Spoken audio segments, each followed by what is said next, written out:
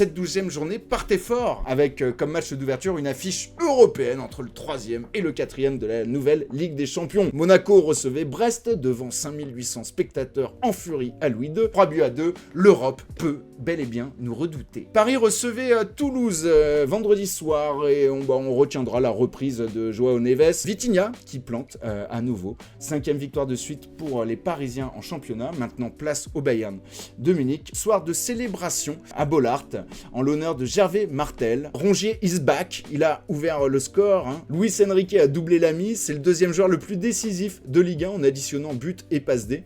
Les Lensois pourront à nouveau avoir des regrets, comme à l'image de cette saison. À nouveau une fin de match décousue à Bollaert, mais cette fois-ci en faveur de l'adversaire des Sang et Or.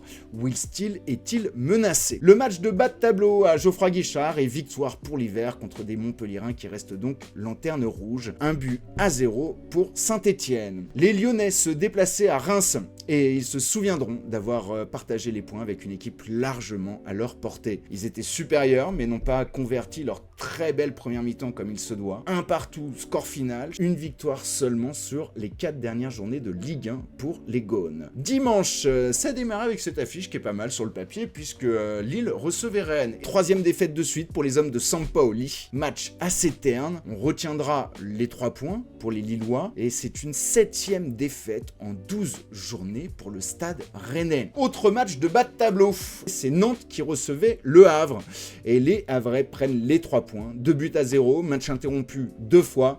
Nantes n'a toujours pas gagné depuis le 31 août et on se dit que Comboiré est en danger. Un entraîneur qui plane, c'est Pélissier, nouvelle victoire à la Baie des Champs. 4e victoire de suite dans cette citadelle imprenable. En clôture, Nice accueillait Strasbourg et comme d'habitude, les Alsaciens ouvrent le score. Comme d'habitude, les Niçois reviennent. Ils sont invaincus en championnat depuis le 14 septembre et sont désormais 5e.